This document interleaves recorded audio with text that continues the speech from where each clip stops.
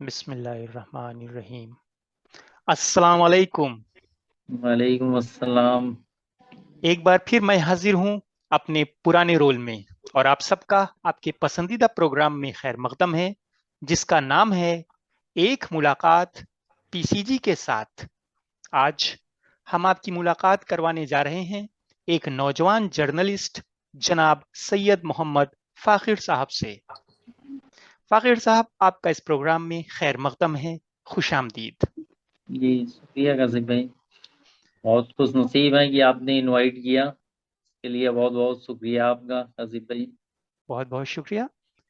सवालों के आगाज के लिए मैं आवाज दूंगा सलीम भाई को। सलीम भाई। गल्ला अब्दुल काशिफ फाकिर आपको खुश आमदीद जी कहते हैं पीसीजी जी के जी साथ एक प्रोग्राम में जी इंशाल्लाह। जी जी शुक्रिया। चलिए फाकिर, हम सवाल का हस्ब साबिक जैसे हम करते हैं, हम आगाज करते हैं। जी जी आपसे पहला सवाल हमारा है कि आप अपने चाइल्ड कलेक्शन के बारे में बताइए। आपका ननिहाल, ददियाल जी कहाँ का है, जी आपके सबका नाम इसका आप बताएंगे।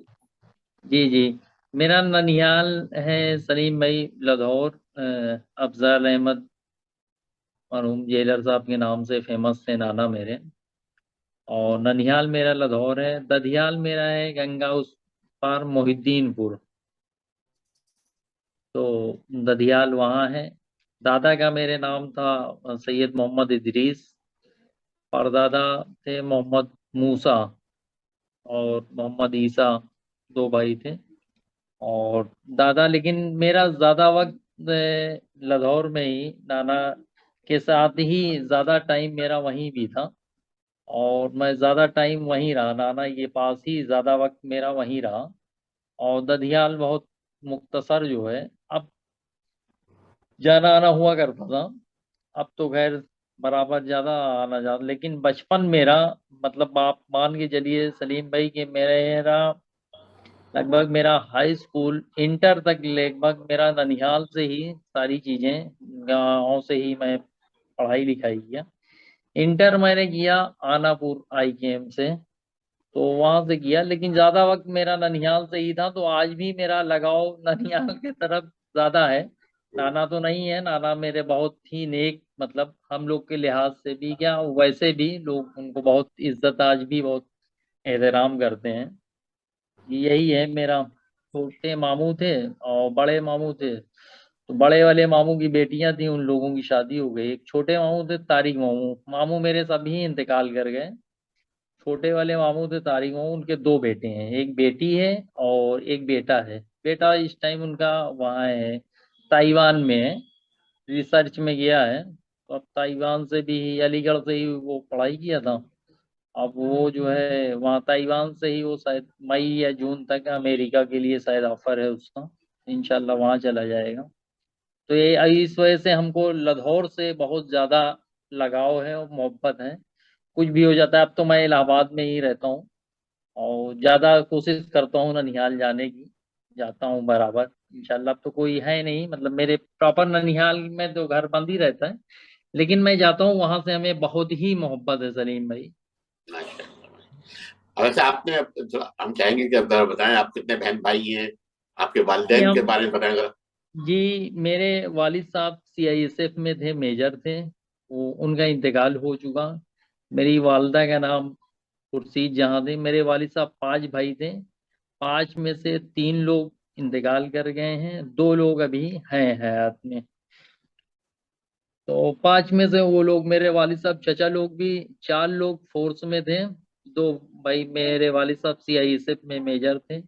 छोटे वाले चचा इंस्पेक्टर थे CISF में, वो अभी रिटायर होके आ गए हैं गाँव। और बड़े वाले आर्मी में थे, उनका भी इंतकाल हो गया। और बीच वाले एक हैं, वो मथुरा में रहते हैं। उनका साइकिल का काम है, साइकिल की दुकानें हैं वहाँ मथुरा में, वहीं रहते हैं। मेरी वालदा जो है, तीन बहनें थीं, और जिसमें से मेरी अम्मी का भी इंतकाल हो चुका है। और मेरी एक खाला है बड़ी, एक खाला का भी इंतकाल हो गया। बीच वाली खाला अम्मी से जो बड़ी थी, वो हैं अभी। मेरी अम्मी सबसे छोटी थी बहनों में, भाइयों में भी। और हम दो भाई हैं। और बड़े वाले भाई इस टाइम वहाँ रत्नागिरी में है, वो कॉन्ट्रैक्टर का काम करते हैं एयरफोर्स में, एमईएस का। तो वही है, फैमिली उनकी वही है जी, यही मेरी फैमिली है। माशाअल्लाह माशाअल्लाह। अपने तालीमी सफर के बारे में बताइए, मतलब तफसील से आपने कुछ तो बता दिया, लेकिन तफसील से बताइए तालीम का आपका पूरा सफर कैसे गुजरा आपका। तालीम का सफर, बचपन तो हमारा आपको बता ही दिए, तालीम वहीं से हुई। इंटर मैंने वहाँ आनापुर से किया, उसके बाद हमने बनारस से ही, वहाँ से हमने मास कम्युनिकेशन का किया। तो मास कम्युनिकेशन किया, उसके बाद मास कम्युनिकेशन करने के बाद हम कुछ दिन दिल्ली में रहे, साल 2 साल, लेकिन वहाँ कोई जॉब वो मिली नहीं। फिर उसके बाद करीब हम 2 साल मुंबई में थे, वहाँ जॉब किया मैंने प्राइवेट सेक्टर में, जो कि अंडर गारमेंट है उसमें जब मैंने जॉब किया। फिर उसके बाद हमको यहाँ से एक ऑफर मिला लखनऊ से, कि आप आ जाइए, अब आपने जर्नलिस्ट किया है, आप आ जाइए इंटरव्यू दीजिए। तो हम लखनऊ आके यहाँ इंटरव्यू दिए। तो यहाँ मेरा उस टाइम जो है एक अखबार आता था, और वो नया नया स्टार्ट हुआ था, बहुजन समाज इंडेक्स के नाम से, बसपा गवर्नमेंट का ही था सलीम भाई वो अखबार। और मेरी वहाँ मतलब सन 2005-06 से मेरी स्टार्टिंग हुई। तो हम जब गए वहाँ तो हमको बड़ा अजीब सा लगा, क्योंकि हम काम कर तो मास कम्युनिकेशन मैंने किया था, लेकिन देखा हमने तो हमने सीखा करीब साल भर हमको लगा, सीखे। तो धीमे धीमे जब हमको खबर उबर लिखने उखने का तरीका, कवरेज का तरीका जब आ गया, लेकिन तो हमसे उन्होंने कहा कि ऐसा है कि आप इलाहाबाद के हो तो आप इलाहाबाद जाओ, और मेरी अखबार की जो है आप मार्केटिंग जो है आप देखिए इलाहाबाद की। तो सलीम भाई मैं आ गया, इलाहाबाद में ही रहने लगा, सुराव में रहा, सुराव में रहने लगा। तो हमने शुरू किया, अखबार मैंने मंगाना शुरू किया।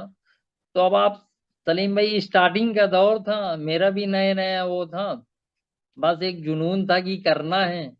लेकिन बहुत मशक्कत किया हमने, मतलब अखबार की ये कंडीशन हुआ करती थी कि कोई बड़े बैनर के अलावा कोई छोटे बैनरों का अखबार कोई खरीदने को तैयार नहीं। तो हमने कहा कैसे बिकेगा, मतलब कोई लेने को राजी ना हो कि नहीं भाई हम ये अखबार हम लेना ही नहीं है, कौन अखबार, कैसा अखबार, यही सब चलता रहा। फिर हमने क्या काम किया कि हमने कहा ये ऐसे नहीं, तो हमें लोगों से हमने पूछा, तो लोगों ने कहा कि आप लोकल खबरें कलेक्ट करिए, लोकल खबरें जब आएंगी अखबार में तो लोग अपने आप जो है इंटरेस्टेड होंगे। तो हमने लोकल जब निकालना स्टार्ट किया, साल भर में हमारा स्कोप बहुत अच्छा हो गया। हम सुराव जैसे कस्बे में हमने करीब जो है 1,000 पेपर एक दिन में मैं मंगा के रखता था, और अपने आप लोग आगे ले जाते थे घर से, ये सिचुएशन हो गई मेरी। तो काफी बेहतर रहा, लेकिन फिर हमने वहाँ छोड़ा अखबार को। फिर हमें ऑफर मिला उससे, News 24 से, कि आप गंगा पार देखिए। तो वहाँ हमने किया, तो वहाँ किया तो वहाँ कुछ बातें ऐसे हो गई, तो हमने फिर वहाँ से छोड़ दिया। तो फिर हमने ये टीवी किया। तो ऐसे ही जो है चलता रहा। और सलीम भाई इस टाइम मैं कर रहा हूँ तो SPM TV 9 एक न्यूज़ चैनल है, तो उसी में मैं कर रहा हूँ इलाहाबाद से। यही मेरी लाइफ है फिलहाल, ऐसे ही चल रहा है। लेकिन अब जो दौर है सलीम भाई, तो वो रिपोर्टिंग करना बहुत आसान नहीं है आज के दौर में। मतलब यहाँ हम लोग तो कर ही रहे हैं, लेकिन बहुत आसान इजी वे नहीं है। कभी कभी ऐसे भी हालात होते थे कि हम लोग को हकीकत बता रहे हैं कि बहुत सी जगह पे ऐसे हुआ कि कैमरा माइक हम लोगों को छीन लिया गया। मतलब बहुत मेहनत का काम है, और बहुत, लेकिन अब तो काफी जो आप इस दौर में तो बहुत मुश्किल काम है। आज के टाइम में फेयर काम करना बहुत मुश्किल काम है।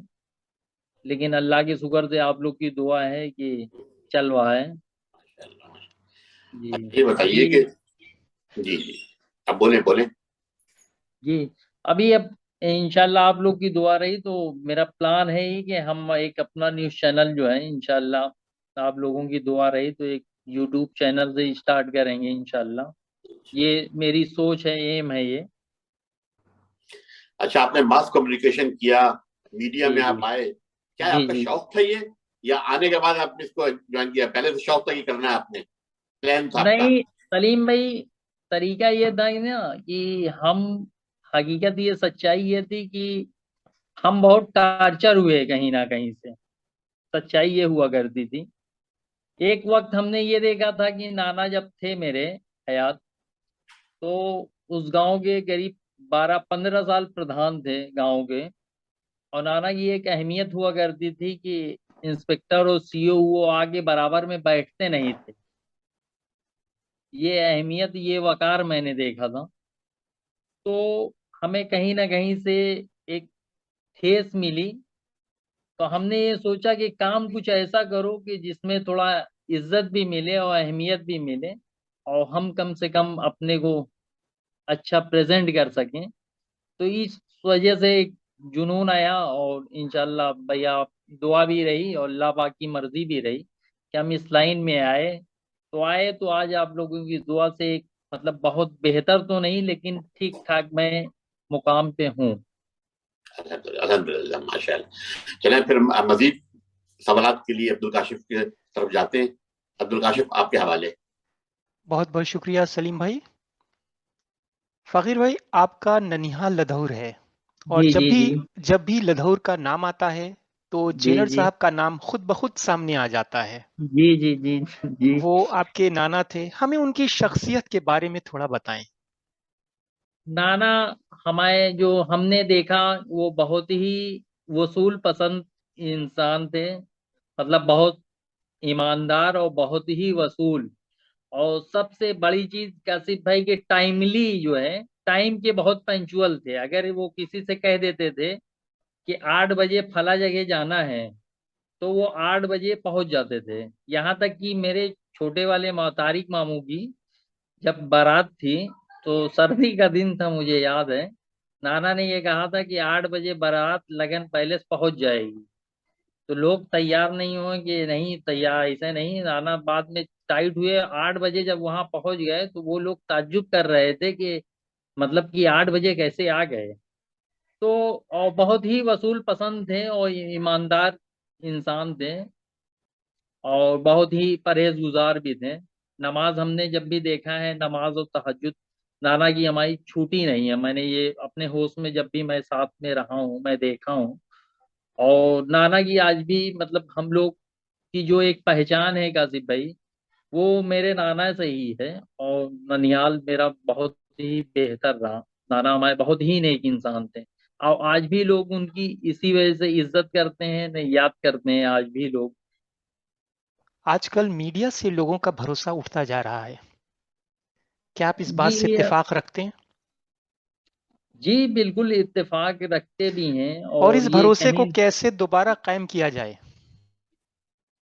देखिए, इसमें कायम करने के लिए क्या, कायम होना जो है ये वापस आना उस लाइन में। क्योंकि अब मीडिया भी कहीं ना कहीं काशिफ भाई प्रोफेशन हो गया कि पैसा आना चाहिए। तो जब आप कोई भी इंसाफ के लिए आप पैसा जब ढूंढेंगे ना, तो वो आप कहीं ना कहीं वो आप मिसगाइड होंगे। मतलब पैसे की आदमी फायदा नुकसान, अब किसी की मदद के लिए हम ये सोचें कि हमको अगर 10 रुपए किसी को देना है, तो हम ये सोचें कि इसको हम 10 रुपए आज दे रहे हैं तो 20 इससे हमको वो फायदा लेना है। तो आज वही हालत है। और मीडिया की तो हालात ये सही आप कह रहे हैं। और सच्चाई ये भी है कि कहीं ना कहीं पूंजीपतियों का हाथ है, उसी से चल रहा है, उन्हीं लोग के अंडर में है, वही चल रहा है। अब खबर क्या, उसमें कहीं ना कहीं बात ये भी है काशिफ भाई ना। अब जो छोटे रिपोर्टर हैं, एक मान के चलिए, वो खबर फेयर कलेक्ट करके भेज भी दिए, लेकिन जो वहां बैठे हैं ऑफिस में, जो सीनियर लोग बैठे हैं, वो आपकी सही भी खबर वो चलाएंगे नहीं, आप क्या कर पाएंगे। अच्छा, अब तक आपको एक जर्नलिस्ट होने के नाते किन किन जी जी चैलेंजेस या कहिए किन किन चुनौतियों का सामना करना पड़ा? जी काशिफ भाई, बहुत चुनौतियों को तो बहुत सामना करना पड़ा। एक बार आपको बता दें, एक बार ऐसा हालात आया, तो एक जगह पड़ती है होलागढ़, ब्लॉक भी है, और तहसील सुराव में। हाई स्कूल इंटर का पेपर हो रहा था काशिफ भाई। तो हम लोगों को भेजा गया कि जाइए कवर कराइए। तो ये वहाँ सिचुएशन ये आ गई कि हम लोग को कैमरा वैमरा तो छीन लिए गया गया, मारपीट भी हुई साथ में, और हम लोगों को बंद कर दिया गया। करीब हम लोग 5-6 घंटा बंद रहे कमरे में। फिर हमने पुलिस को फोन किया तो इंस्पेक्टर आए। तो ऐसे कई बार हालात हुए। एक बार डुमनी मऊ में हालात हो गए थे, ऐसे प्राय झगड़ा हो गया था, तो वहां भी गोली वोली चली थी। तो ऐसे बहुत बार ऐसा होता है ना कि कुछ लोगों की वजह से तो कोई फेयर भी काम कर रहा है ना, तो वो भी कहीं ना कहीं डिफीट खाता है, मार खाता है। तो ऐसा होता है कहीं ना कहीं। एक अच्छे जर्नलिस्ट में कौन कौन सी खूबियां होनी चाहिए? सबसे पहले ईमानदारी होनी चाहिए कि खबरों के मुताबिक। अब आजकल का लोगों को फैशन है कि आपने कोई खबर दी तो आजकल लोगों का ट्रेड ये है कि आप खबर के बदले हमको एक विज्ञापन दे दीजिए, एडवर्टीजमेंट दे दीजिए। खबर का मतलब यह है कि अगर फेयर खबर है तो निशुल्क लगाने की कोशिश करना चाहिए। हम उसके एवज में आपसे कोई चीज चाहना नहीं चाहिए। हमको हमको मतलब कोई उम्मीद नहीं करना चाहिए हमको फ्री मिलाएगा। वो आजकल तो आम हो गया है ये सारी चीजें। तो ये सारी खूबियां, ईमानदारी होनी चाहिए और काम के प्रति बहुत ही ईमानदारी होनी चाहिए। सबसे बड़ी खूबी ईमानदारी, क्योंकि अगर हम ईमानदारी से काम करेंगे तो लोग हमारे ऊपर यकीन करेंगे। दुनियावी लिहाज से भी और दीनी लिहाज से भी बेहतर रहेगा। तो ईमानदारी तो सबसे मस्ट है। मीडिया में तो सबसे मस्ट ईमानदारी है। और आज वहीं कहीं ना कहीं ईमानदारी से ही हम लोग कहीं ना कहीं दूर जाते नजर आ रहे हैं। आप खुद एक नौजवान हैं, आप कई जगह जाते होंगे, नौजवानों से इंटरेक्ट करते होंगे।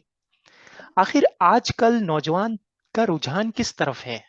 वो रोजगार चाहता है, पढ़ना लिखना चाहता जी है, सर। नेतागिरी करना चाहता है, या फिर बस टाइम पास करना जी, चाहता है? क्या चाहता है वो? क्योंकि नौजवानी की ऐसी उम्र होती है कि वो जिधर उसको ज्यादा टाइम देगा वो उधर ही जाएगा। एजुकेशन की तरफ टाइम देगा तो वो एजुकेशन की तरफ जाएगा। और ऐसे बैठना घूमना चाहेगा तो वो उधर जाएगा। तो वो तो माहौल होता है काशिफ भाई। मेरा जो मानना है कि आप 99% जिधर टाइम देंगे कि उधर ही आप जाएंगे। आपका बचपन कैसा था? बचपन से जुड़ा कोई वाकया हो तो शेयर करें। बचपन बहुत ही बेहतर था। बचपन ये था कि नाना हमारे जो है, बचपन में हम 5th में थे तो हमको क्रिकेट खेलने का बहुत शौक हुआ करता था। नाना हमारे 5th में हमको किट ले आके दिए थे। और क्रिकेट वो बताते भी थे तो ये ऐसे खेला जाएगा। क्योंकि नाना हमारे फुटबॉल के बहुत अच्छे खिलाड़ी भी थे, नाना बताते थे। नौकरी के टाइम में भी खेलने भी जाया करते थे। तो नाना को भी खेल से बहुत वो था। और हम लोग को खेलना उलना भी सिखाते थे। और बहुत जो है बैट वैट ले आके देते थे, मतलब कोई चीज खो जाए। तो बचपन तो बहुत ही, काशिफ भाई, नाना के साथ तो बहुत ही बेहतर रहा। मतलब इसकी जितनी तारीफ की जाए कम है। अभी भी आपका लधौर जाना होता है? जी बराबर जाना होता है सर काशिफ भाई। अभी भी हमको जब भी मुझे मौका मिलता है कि मैं अब तो इलाहाबाद में ही रहता हूँ, बमरौली में। अब अगर आप ये समझिए कि हमको वहां से इतनी मोहब्बत है कि जैसे हम अब उधर से कहीं मंजनपुर या कहीं जाना भी हुआ तो मैं लधौर, जबकि कोई है नहीं वहाँ, खानदान के और चचेरे मामू लोग हैं, उधर वो लोग हैं, लेकिन मैं जाता जरूर हूँ। लधौर जाता हूँ क्योंकि हमें हकीकत बता दें, दिली वहां से बहुत ही लगाव है। लाहौर से, वहाँ के लोगों से, वहाँ की चीजों से, वहाँ उस घर से, मेरे उस घर से, क्योंकि बचपन बीता है उस घर से, हमें बहुत लगाव है। नाना के घर से मुझे बहुत ही लगाव है। क्या पाकिस्तान में आपके कोई करीबी रिश्तेदार हैं? और क्या कभी वहां आपका जाना हुआ? पाकिस्तान तो कभी नहीं जाना हुआ। पाकिस्तान में करीबी कोई रिश्तेदार नहीं है। एक चचेरे मासूम मामू की लड़की है, चचेरे मामू है मेरे लाहौर के, उनकी बेटी है पाकिस्तान में, लेकिन कभी मेरा जाना नहीं हुआ। वो आई है तो यही मुलाकात हुई है। ओके। ये है। आपकी हॉबीज क्या हैं? हॉबीज, अब फिलहाल तो अब तो न्यूज की ही हॉबीज है, बाकी और कोई हॉबीज बची नहीं काशिफ भाई। आपने बताया कि आपको क्रिकेट का काफी शौक था, जी क्रिकेट में जी, शौक काफी था दिलचस्पी थी। क्रिकेट। जब तक ननिहाल में था तभी तक मैं खेला हूँ, उसके बाद तो फिर क्योंकि नाना का अभी इंतकाल हो गया, फिर नाना के बाद अम्मी का भी, वालदा का भी इंतकाल हो गया। फिर हम लोगों को ऐसे हालात बन गए कि काम मतलब रोजी के सिलसिले में यहाँ वहाँ। जी। खेलकूद के अलावा म्यूजिक से आपका कोई लगाव? म्यूजिक से बहुत ज्यादा लगाव नहीं, गाने उन्हें जैसे कभी मूड हुआ तो कभी सुन लिए, बहुत इंटरेस्ट नहीं है गाने। आपको खाने में क्या पसंद है? खाने में मुझे कासिफ भाई सच्चाई ये है कि मुझे नाइट में तो डेली मैं ये चाहता हूँ कि खाना जो भी हो ग्रेवीदार हो, और बेहतर ये है कि गोश्त हो शाम में। ओके। गोश्त मुझे ज्यादा पसंद है कासिफ भाई। आपका मनपसंद जर्नलिस्ट कौन है और क्यों? मेरा मनपसंद जर्नलिस्ट सच्चाई ये है कि मैं बेहतर तरीके से जिसे मानता हूँ तो वो रवीश कुमार है। बेहतर जर्नलिस्ट वो आज के टाइम में वो बहुत ही मतलब काबिलियत भी और बेहतर तरीके से हर चीज को प्रेजेंट करना। ये और भी जो लोग हैं मीडिया से जुड़े हमारे जैसे या और हमसे बेहतर भी जो लोग हैं, उनको सीखना चाहिए, रवीश कुमार की चीजें सुननी चाहिए। मुझे भी जब मौका मिलता है तो हम उन्हीं की स्क्रिप्ट देखता हूँ गूगल पे और पढ़ता हूँ, कोशिश करता हूँ, क्योंकि वो आज के दौर में इतनी मतलब निष्पक्षता से काम करना। बिल्कुल। पीसीजी मेंबर्स को आप क्या पैगाम देना चाहेंगे? जी सबसे पहले तो कासिफ भाई आपको बहुत बहुत शुक्रिया कि आपने मुझे इस लायक समझा, आपने इनवाइट किया और आपने 4-5 बार हमको कॉल किया। और बस ये था कि थोड़ा वक्त का वो था। और बाकी सारे लोगों को यही है कि बेहतर जो भी है, सबसे पहले तो ये है आज का जो हालात है कि जितने भी मेंबर हैं तो हम लोगों को सबसे पहले ध्यान देना चाहिए एजुकेशन पे, सबसे पहले ही।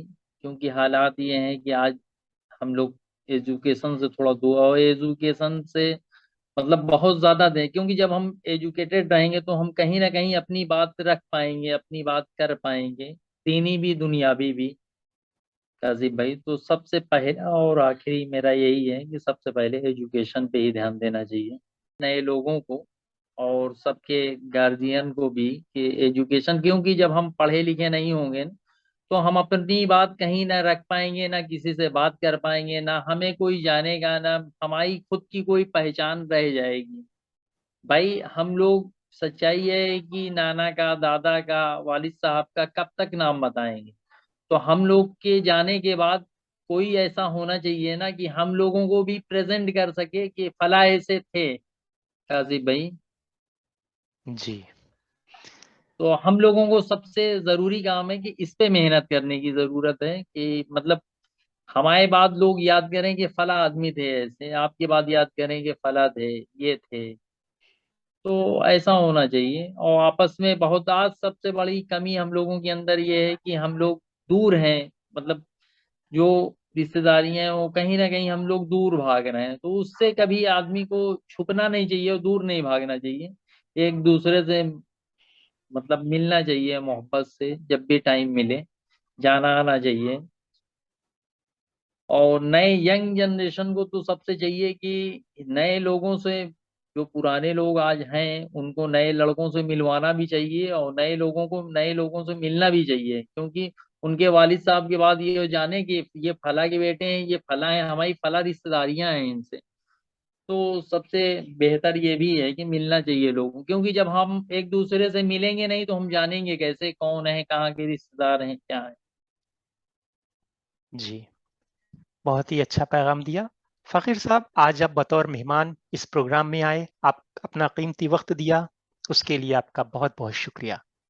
जी कासिफ भाई बहुत बहुत शुक्रिया आपका भी कासिफ भाई, आपने हमें इस लायक समझा, इनवाइट किया। और बहुत-बहुत शुक्रिया।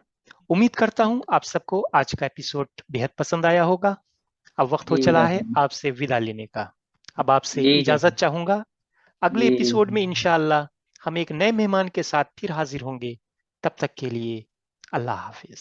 हाँ जी।